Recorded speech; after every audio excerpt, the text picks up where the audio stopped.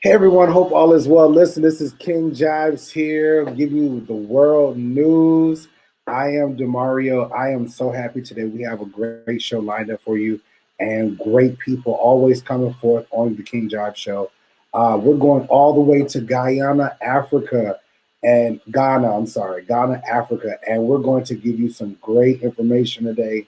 News. We're going to talk, we talk about abuse all the time. Why not go to another country and talk about the same thing? And so also remember, you can also become a member on YouTube by joining us on YouTube and hitting that join button right beside my name. And also for more information and very pertinent information that sometimes cannot be displayed on the YouTube videos, please join me over there on Patreon. That is patreon.com/King Jives exclusive. Anyways, you guys, let's get ready for this awesome show. I cannot wait for my guest, Richard Sewa. So, anyways, talk to you in a minute.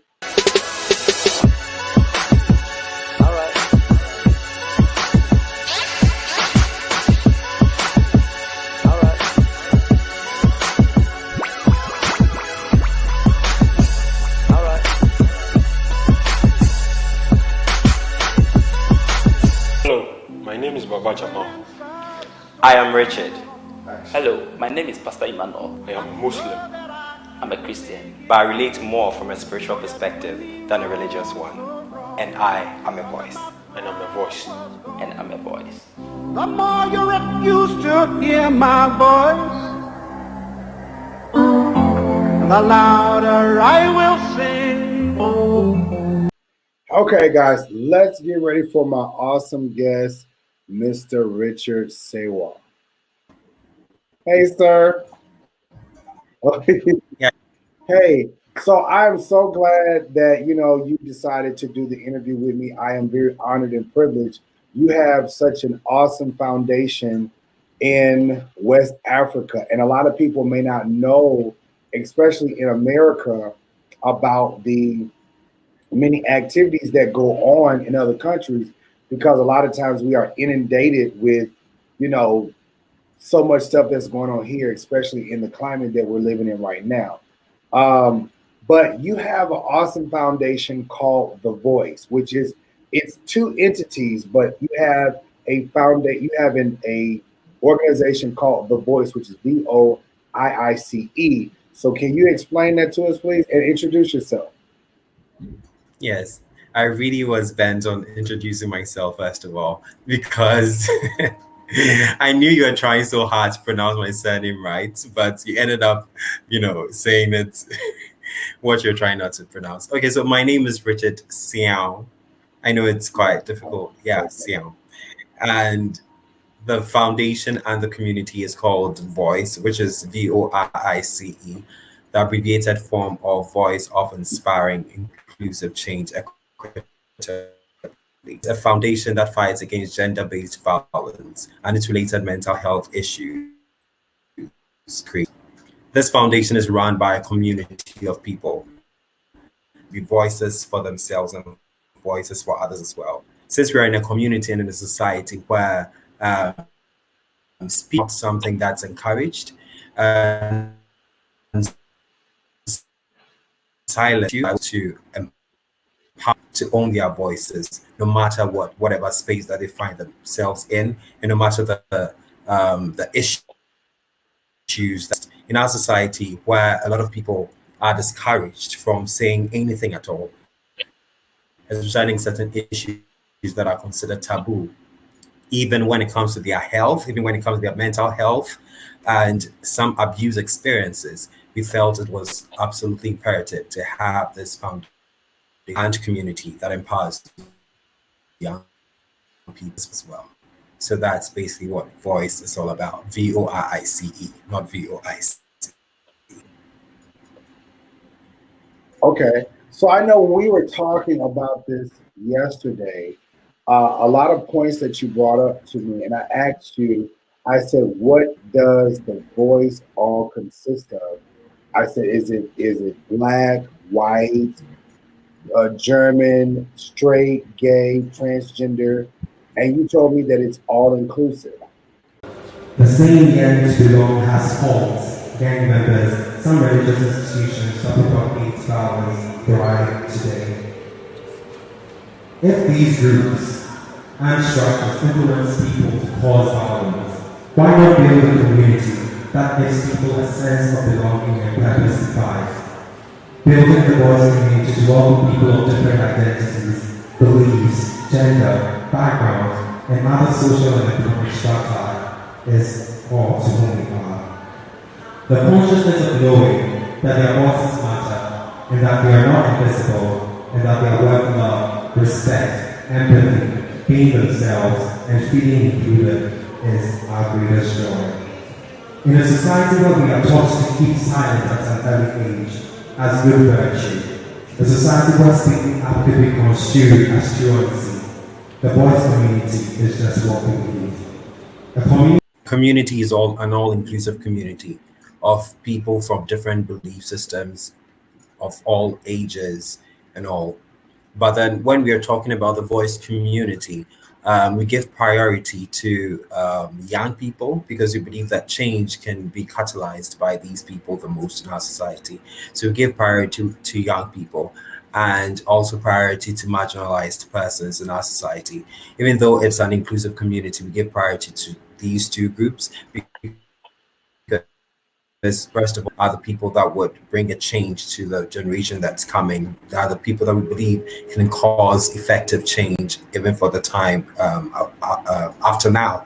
And we also give priority to marginalized people because these are the people that do not have that sense of belonging, do not have the family, do not have that force to keep them. And most often, because people are marginalized, they end up becoming destructive, not only to themselves, but to others as well. So the voice community, even though we are open to all people, we try to be as give priority to these two groups of people, young people and marginalized persons in our society. Okay. Now, when we talked about this, you told me you said in the voice, it's inclusive to also like Muslim, Christian, Jew, Hindu. Everybody's welcome. One thing that we did talk about was that this is an organization to help people that have been abused,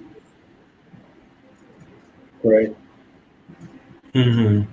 And so I did not realize because when you were, especially when you introduced me, you were telling me that the voice gives a voice to the people that don't have a voice. Like if you said to me yesterday that if you are a person that's been molested or raped in Africa or West Africa, people see you as spoiled, soiled.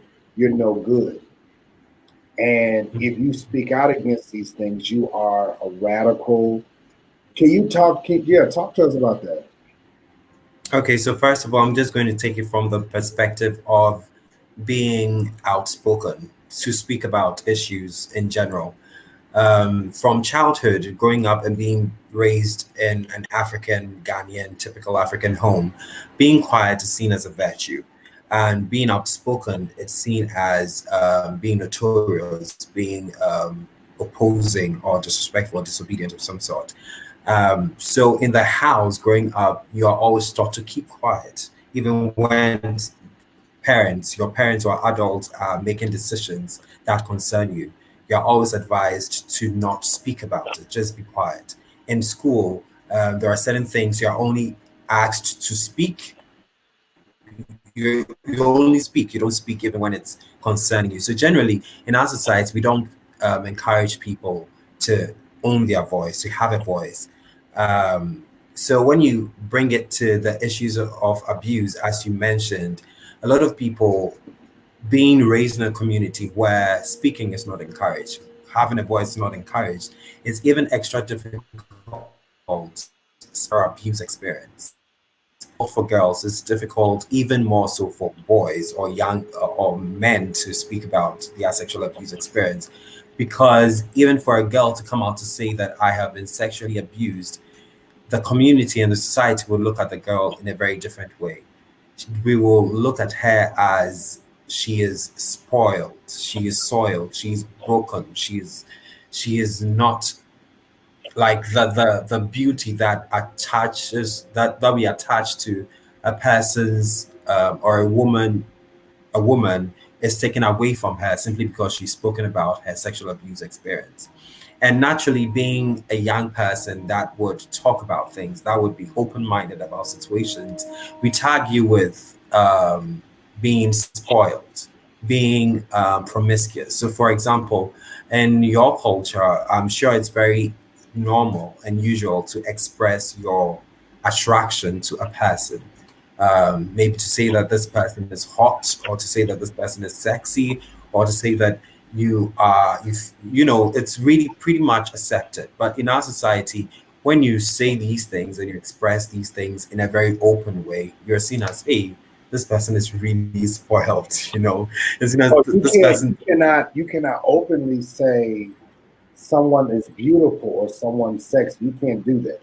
I think when you say that this person is beautiful, it's a different context. But with young people, is a different situation. But with young people, people's expression about their sexual desires for a person, that is seen as dirty. That is seen as being spoiled. You know, we are not as open as a lot of cultures. Because I know in America, So being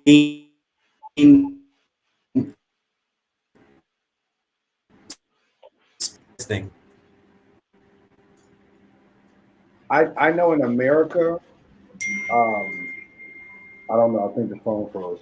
I know in America, if someone says, "Oh my gosh, he's hot," or he's sexy or whatever, no one thinks anything about it. It's just kind of like, you know, it's a norm or whatever. But I think us in we will be considered the Eastern. Yeah, no, we're Western. The Western. Western, We're the Westerns. Western. We're the Western civilization. In Mhm. the Western civilization, we really don't understand the magnitude of the extremities that Eastern culture deals with. Because if you speak out about anything a lot, it's looked down upon, it's frowned on.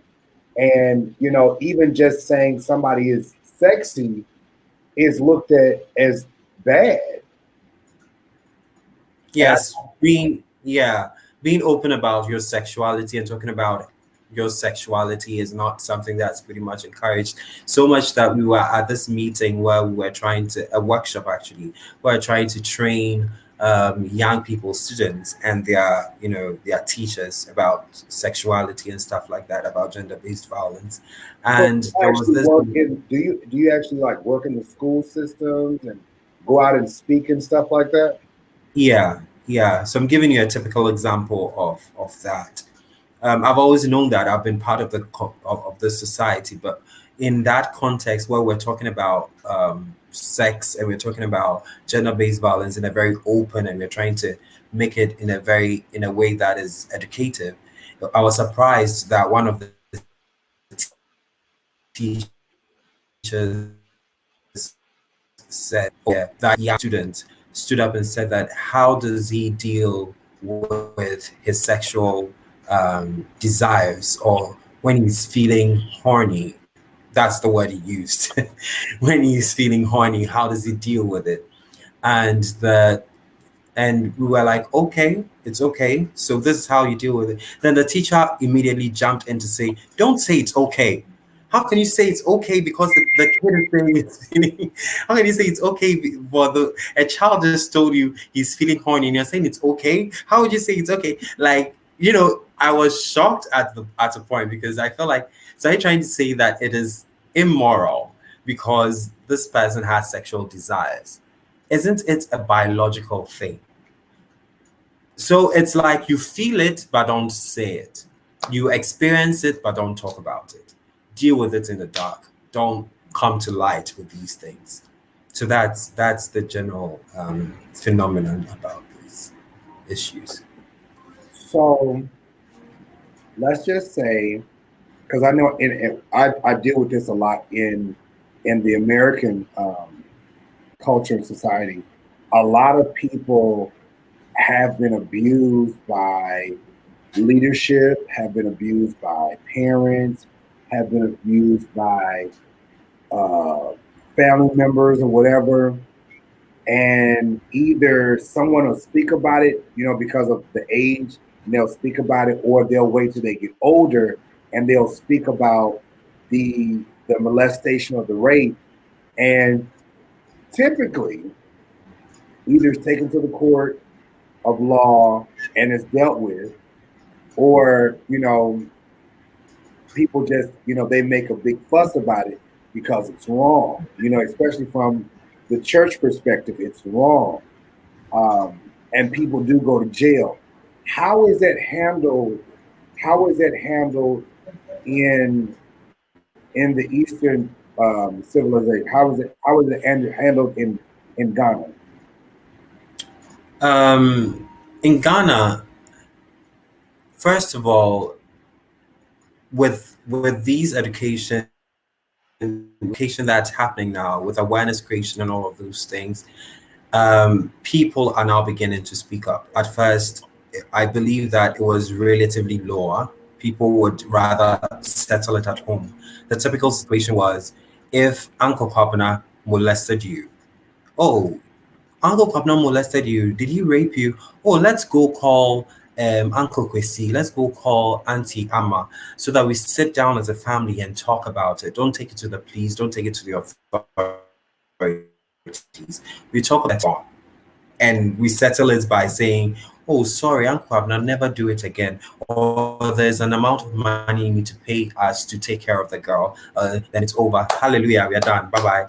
That was a typical situation. That's if the girl will talk about it. That if the abused person will speak about it at all, which usually goes unreported. But if the person talks about it and is believed, usually they are not believed, but if they are believed, we will call Uncle Kwabna, Uncle Kwesi, grandfather, Kojo, grandpapa, grandmother, come together as a family, as an extended family, to sort that thing out. But now with education and awareness creation, and with the with bodies such as the DOFSU, which is responsible for domestic violence and other stuff like that, with governmental bodies in place now, and people being conscientized about these situations, we reach out to these people for help. And sometimes they are put through the court and dealt with like it happens in other countries, in the Western countries.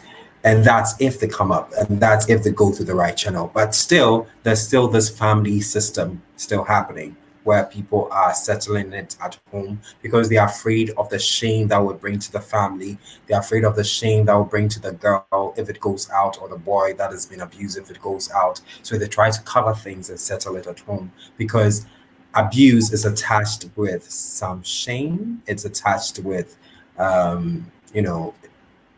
the problem is usually, instead of focusing on the problem being the perpetrator, we focus on the problem being the victim. So the victim is seen as broken, it's seen as it's a shame to the family, so we need to cover it up so that it doesn't become too big, that kind of thing. It's still happening, but with the channels and education, now it goes, some of it goes through the right route.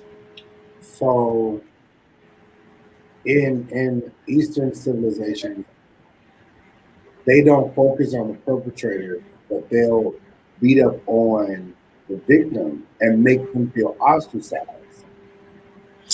They don't directly beat down on the victim, but I think it's not even only about Ghanaians. I think generally all around the world, there's too much focus on the victim instead of the perpetrator.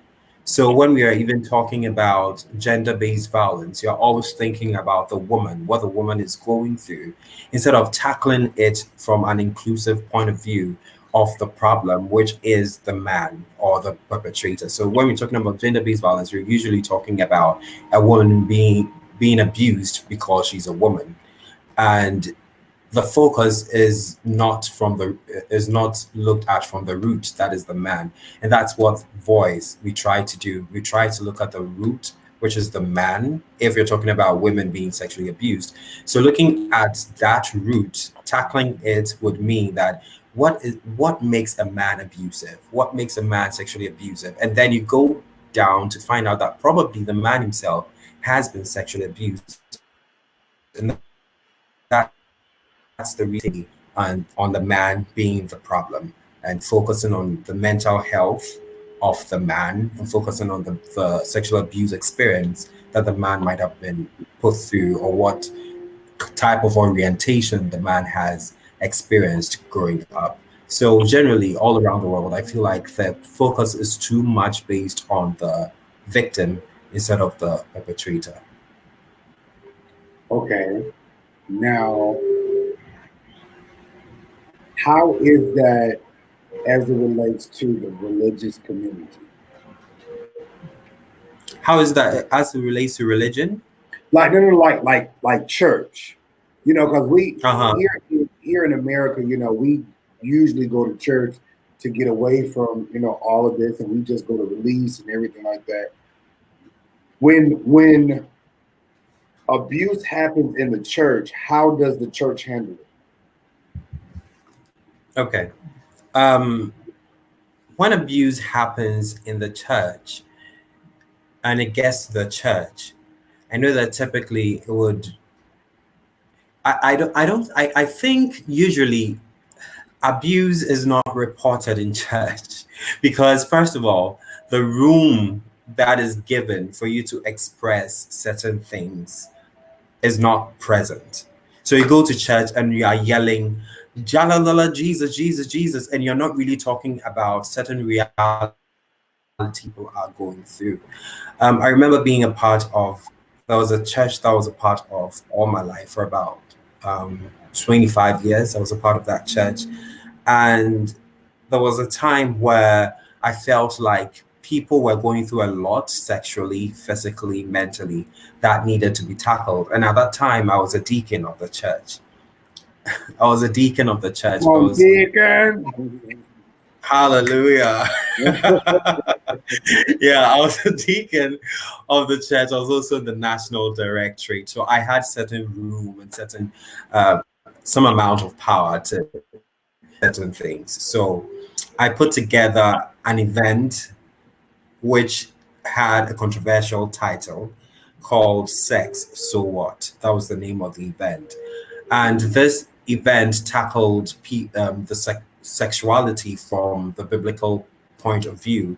But shortly after the first edition, this event was cancelled because it made the church feel, it made um, people feel uncomfortable because we, we come to church almost as if to run away from reality. So this is you trying to bring reality to us in church. This is you talking about sex in church. So in church is all almost as if we are all angels in church. We don't, encounter physical things. So it's sex in itself is almost a taboo topic to discuss in church. So if you go through an abuse or sexual abuse or anything of that sort, church wouldn't be the place to go. You will hardly talk about it in church. But if the room was created that young people, you can talk about these things, I feel they will be more comfortable to air their views and talk about this in a very open way, whatever that they are dealing with in church. Place to go to when the experiences that people have. But with the program, it was really powerful. There were so many people that gave their lives to Christ. We had donations after the program it was, but yet still, because of image issues and what makes the church comfortable or not, we it was cancelled. So church is not really the place to go to with these situations, unfortunately. Now, I know that when people generally bring issues like abuse out, um, it's real situations that have happened. Because I know um, in America, a lot of people play. They play, they lie and things of that nature about if someone did something to them. They'll make up a lie, saying that somebody touched them and they really didn't. Um, how how do you all deal with things like, especially when you find out that they are not telling the truth? How do you deal with that? About the lie, we don't often have that happening because, first of all, as I explained, it is already a difficult thing, extra difficult thing to even talk about it, which is, I think it's very different from your culture, where it's almost as if it's upheld when you talk about stuff like that.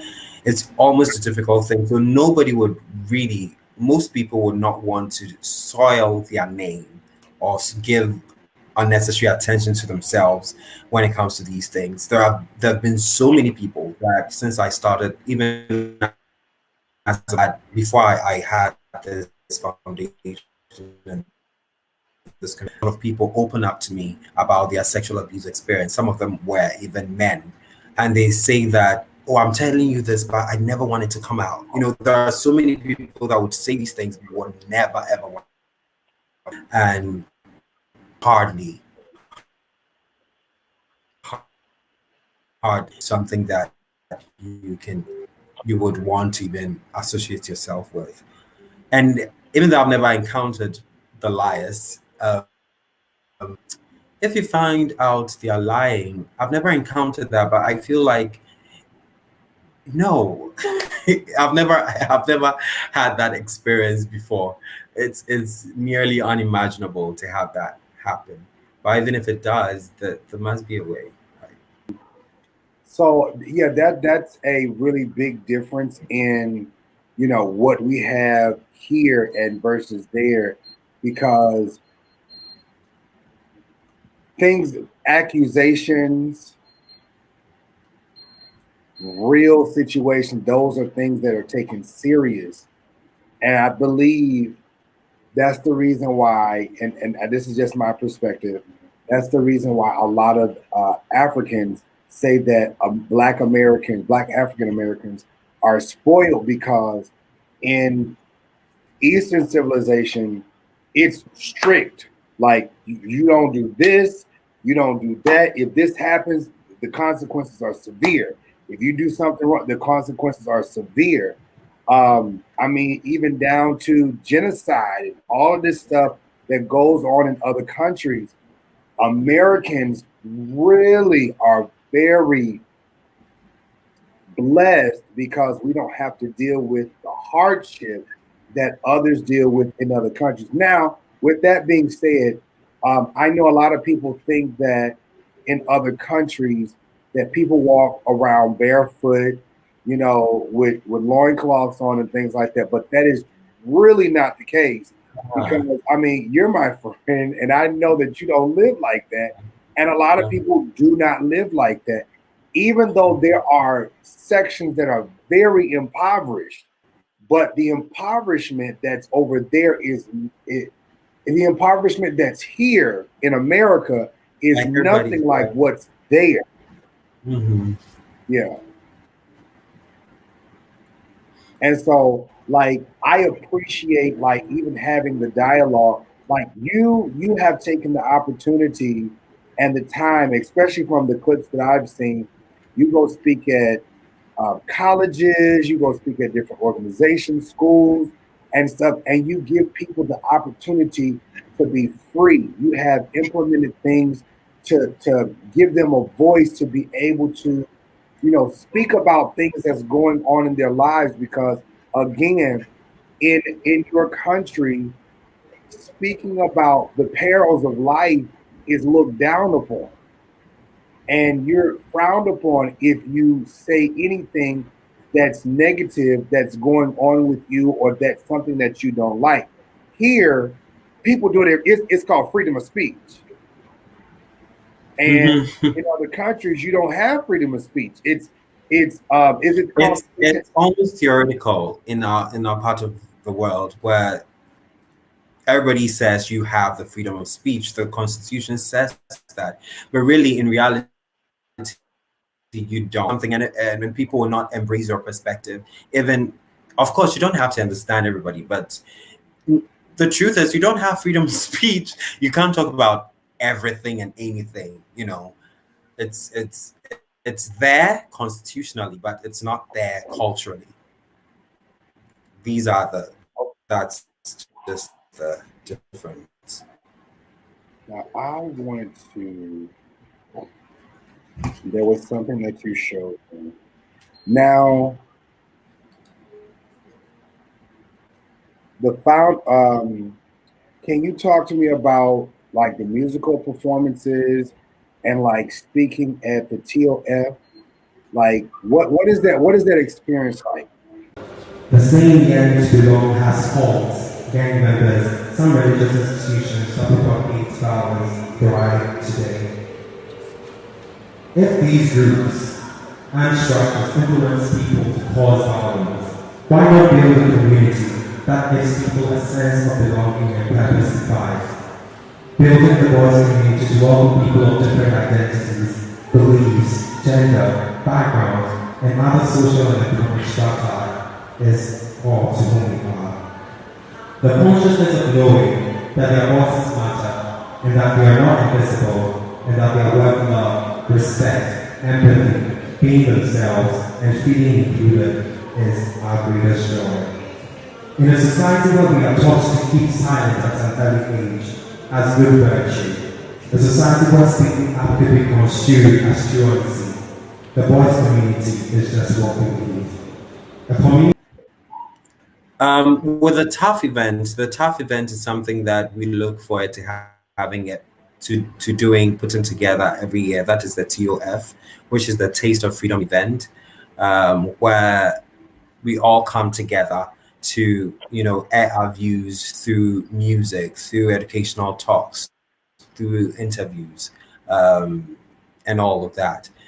With the voice community, we are divided into different departments where talented young people are able to use their talents in giving themselves voice and giving other people voices as well. So we are grouped into the Boogie's voice. The Boogie's voice has to do with dance. So hearing the word boogies, boogie is almost, I don't know if it means the same thing in America. I think that's where it comes from, boogie, Boogie. I don't know, but boogie has to do with dance. Boogie has to do with dance. I felt like it comes from America. I don't know where that comes from, but it's a thing. It has to do with dance. Boogie's voice. So that's a department that's responsible for dance, where they use dance to tell a story, to talk about a situation, to talk about. So with the Boogie's voice, they are into music, so they are into dance and choreography. So they use the dance and choreography to talk about situations, talk about situations that to them. So they can talk about rape, they can talk about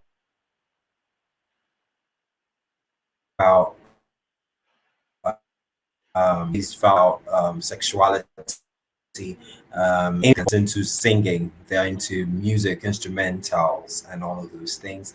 We also have the voice wood, which is into film and acting and stuff like that, like the movie Veiled, that was a movie entitled Veiled, that was on male sexual abuse. Question, because I remember seeing the images of that. It said it was very emotional.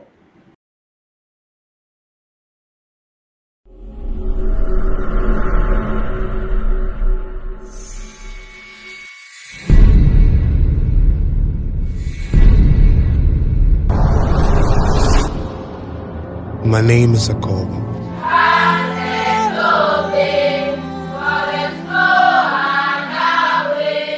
When you know the wrong from the right and you choose to do the right thing, it gives God pleasure. They say sorrow may last for the night, but joy comes in the morning.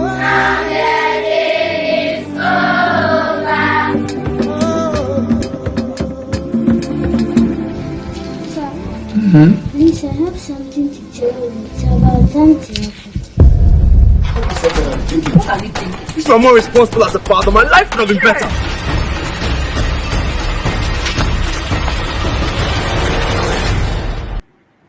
Yeah, I remember when after the movie Veiled, the premiere, we didn't really see people react to that as much as when we started taking it to schools.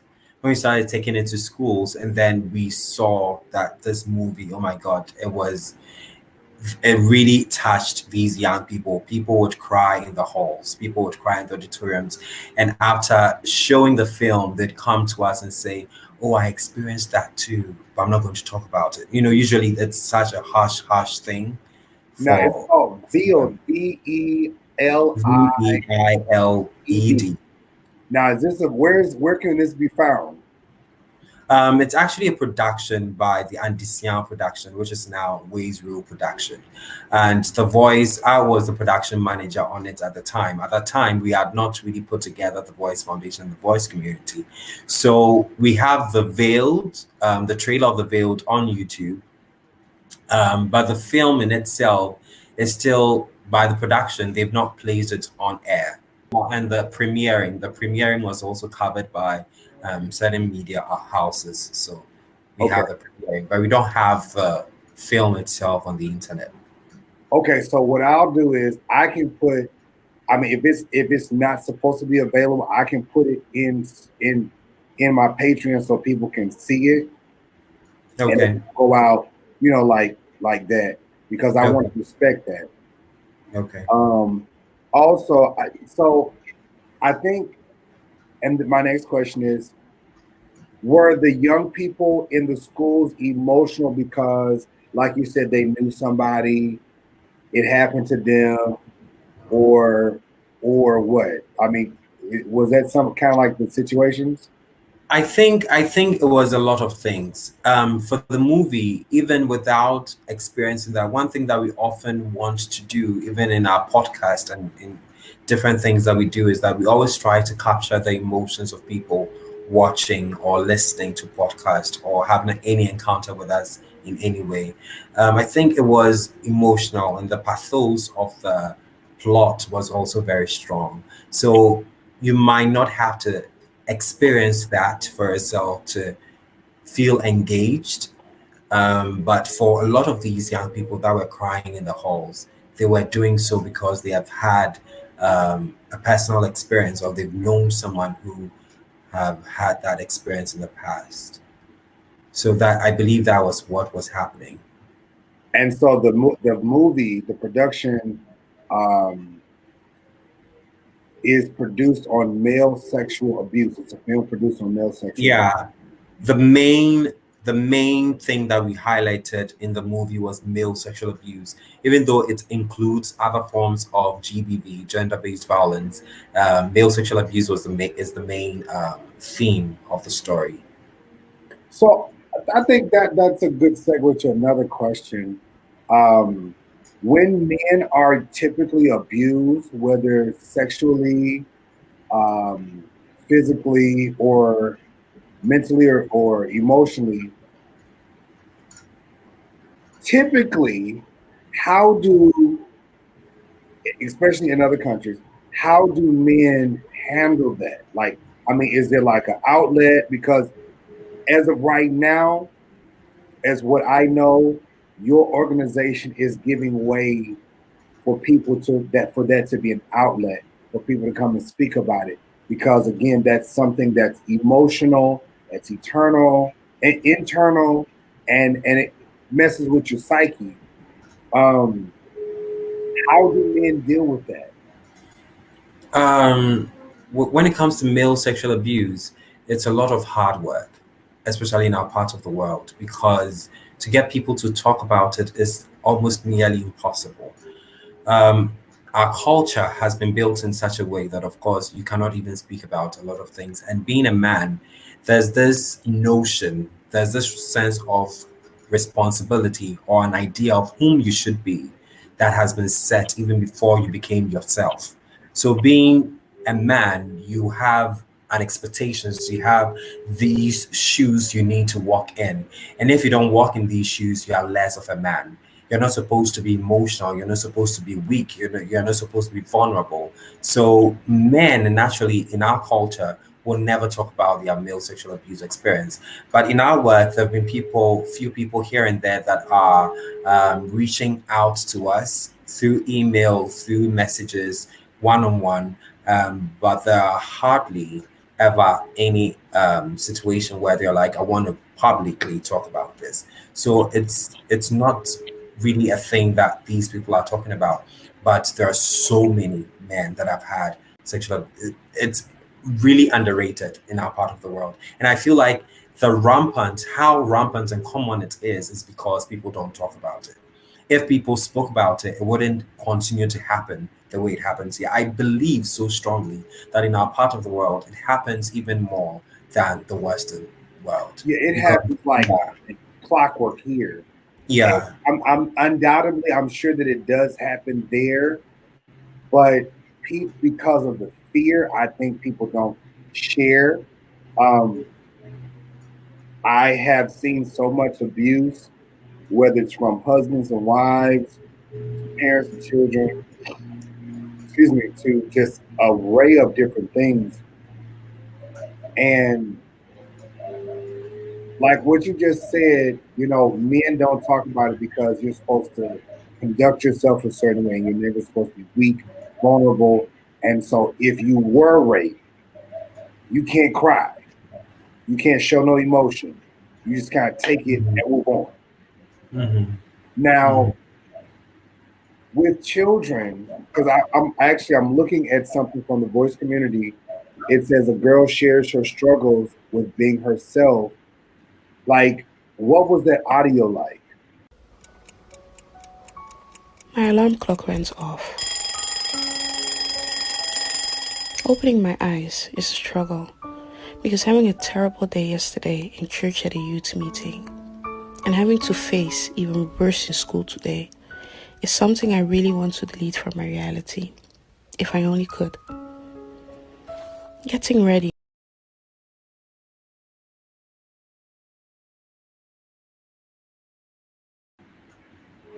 Like, what her sharing her story?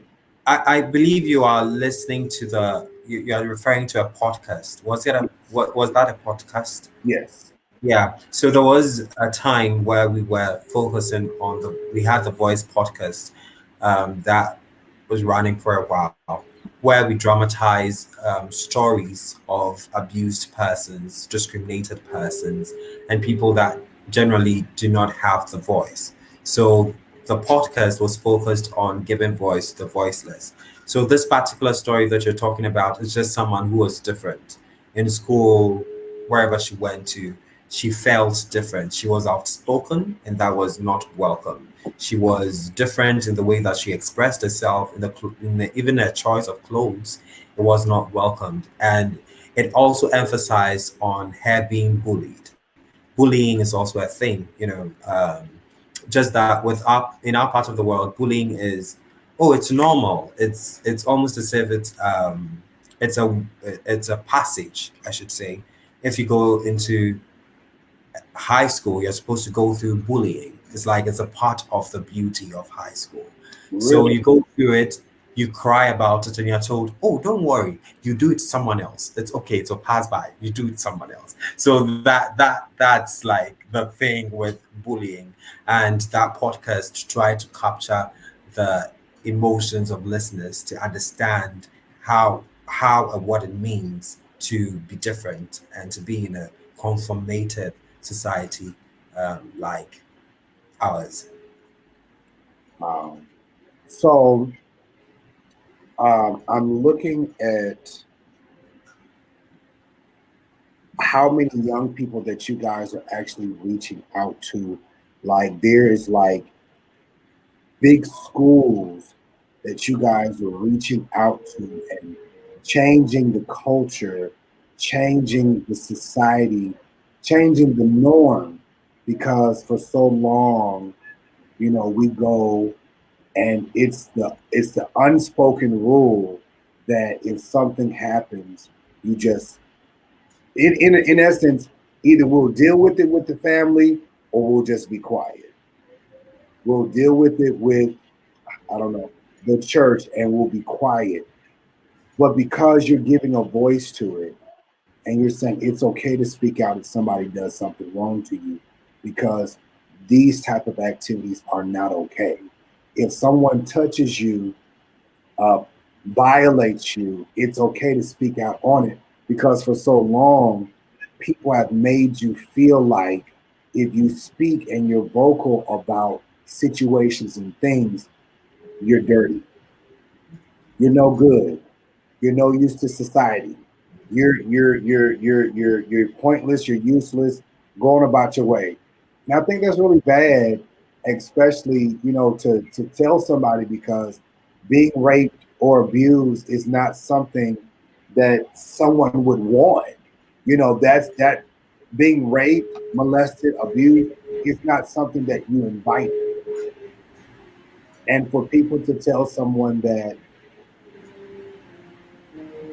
we don't want you because you spoke out against this particular thing, you spoke out against whatever, I think that's really wrong. I think it's really wrong, and it's not fair to an individual or people, because again, if I'm hurting, hurt typically develops to other things. Yeah. Hurt typically develops into other things, and that's why it's important. The voice, because we are inclusive, we take things from a perspective that most foundations are not taking it. That is what you just said. Hurt sometimes develops into other things, and some of the other things that we refuse to recognize or acknowledge is the fact that the abused sometimes becomes the abuser. So that's why we always take that from the perspective of the perpetrator. We try to reach the roots of why is the perpetrator doing this? And until we bring this to light, perpetrators will not look at themselves as the problem. Always, when you're talking about rape, everything that people think about is the victim. When you talk about a woman being raped, we hardly ever think about the person who did the raping, but we think about the woman that is raped. And you mentioned the fact that we go to schools. First of all, I'm just going to say that going to school is not an easy thing at all.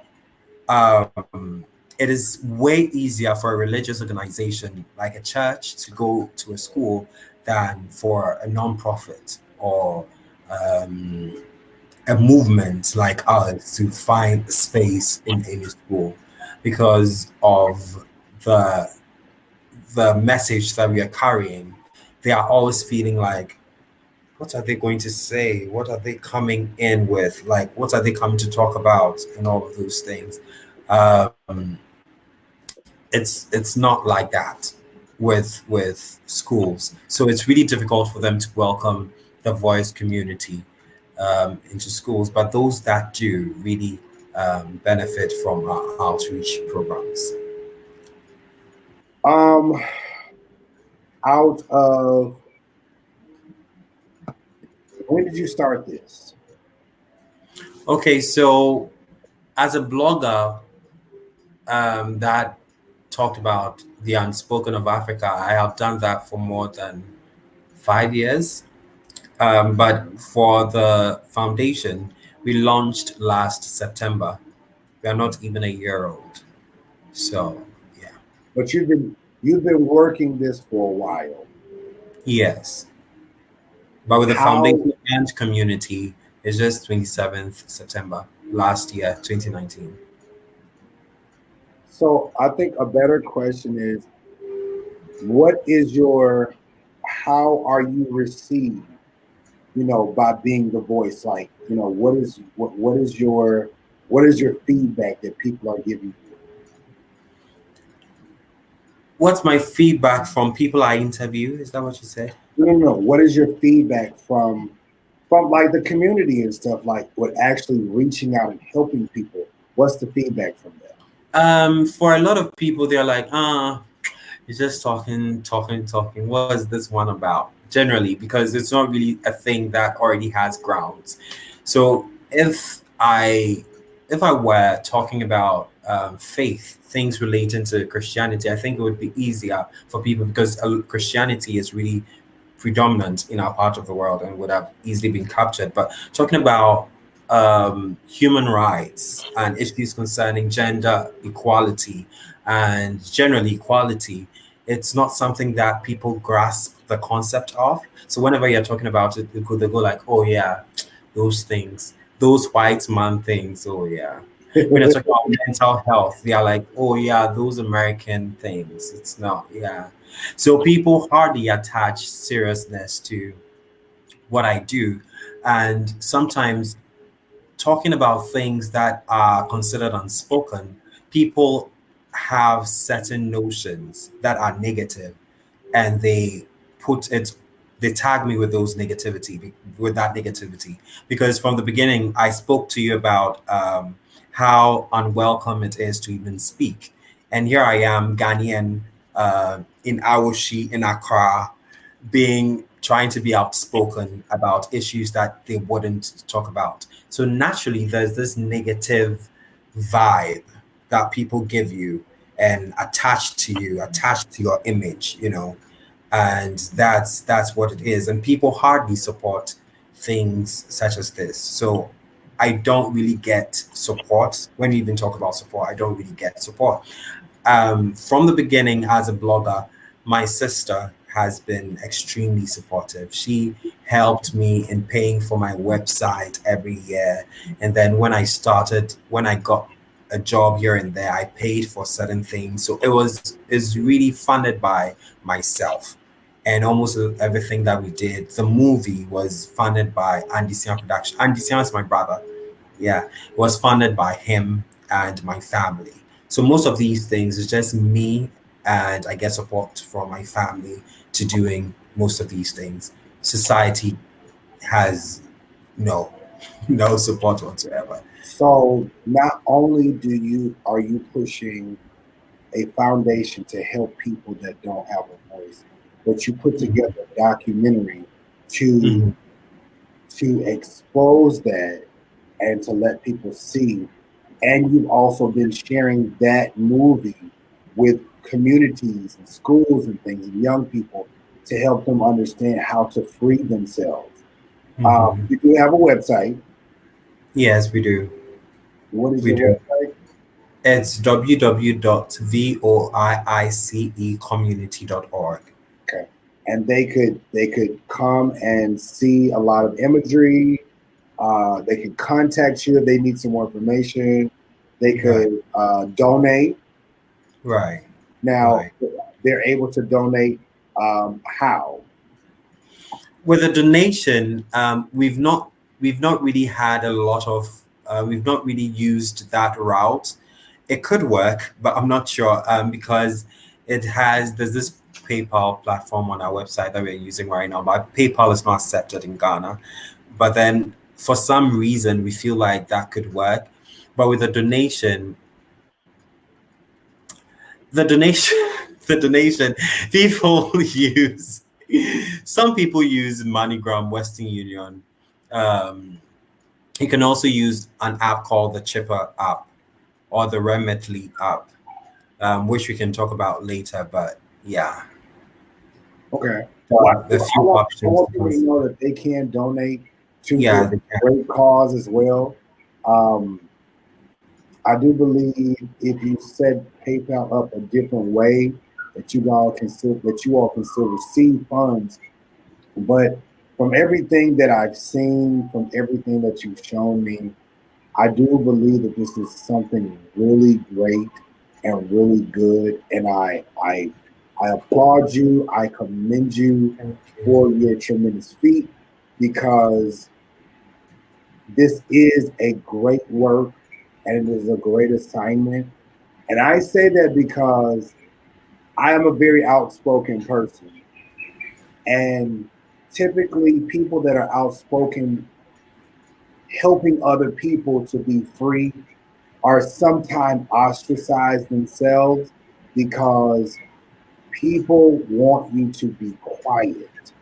If it's Right. something that's going to make them look bad, if it's something that's going to make people go, you did that, people want you to shh.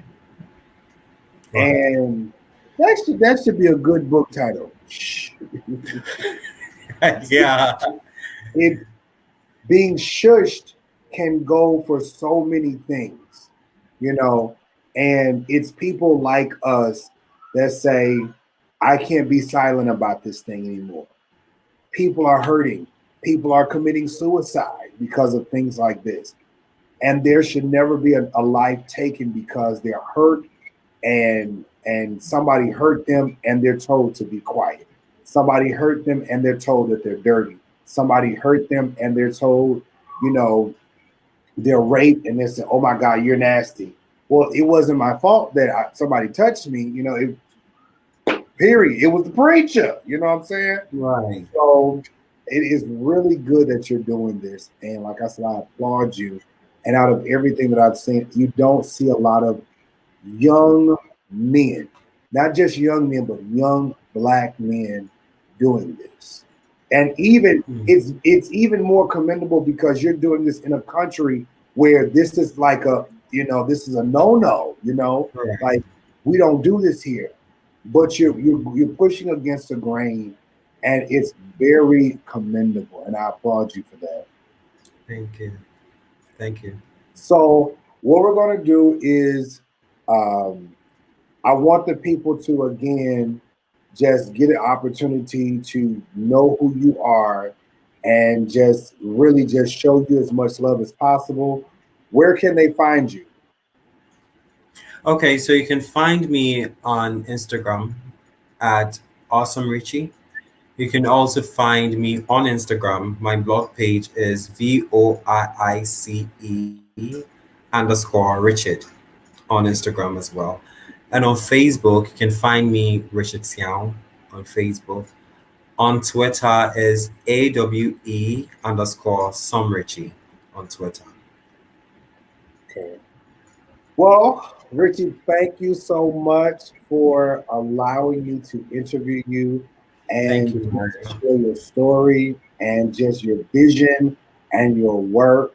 I am greatly appreciative to be a part of this journey, this work that you're doing and spreading the message and the news that somebody's out here trying to help somebody else. You know, there's an old song, I'm just a nobody trying to tell everybody about somebody who can change everybody. So it's like that notion right there, you know.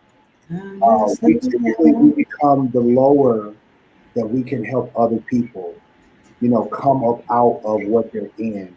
And a lot of times we don't get as much shine. We don't feel appreciated. But at the end of the day, I from somebody who's doing this, I want you to know that you are greatly appreciated. Thank you. Thank you. And I will talk to you later. Okay. I just want to say again, thank you so much. And I want people to thank you for having me. Huh? Thank you for having me. You are greatly welcome, and I just greatly appreciate you. And I'll talk to you soon, okay? Okay. Thank you. Listen, everybody, I hope you all have enjoyed this interview. I hope you all have thoroughly received a fundamental amount of information, a wealth of information. This is something great that this young man is doing, especially in a country where people are told to be quiet and things. It is amazing. It is wonderful. I believe the Lord is well pleased. A lot of Christian people want people to be quiet, but this is what God loves, and that is exposing what's wrong and bringing forth the truth. God is love, and God wants to, you know, he wants you to love. He wants you to, you know, to show mercy and kindness and things of that nature. And I need everybody to really understand that. So again, you guys, thank you so much. The short clip film, the premiere, will be in Patreon. Let me show you. Will be in Patreon, so you guys can go there and view that. Also, again, if you guys are members of the YouTube page, you all will be able to see the video as well. Once it is there, please respect the fact that when I post things there, we are not taking this out of context, out of that parameter. And we are going to keep it there because that's what you guys are members for. That's what you guys pay for and all of those things. So again, I want to say thank you. I want you guys to have an awesome day.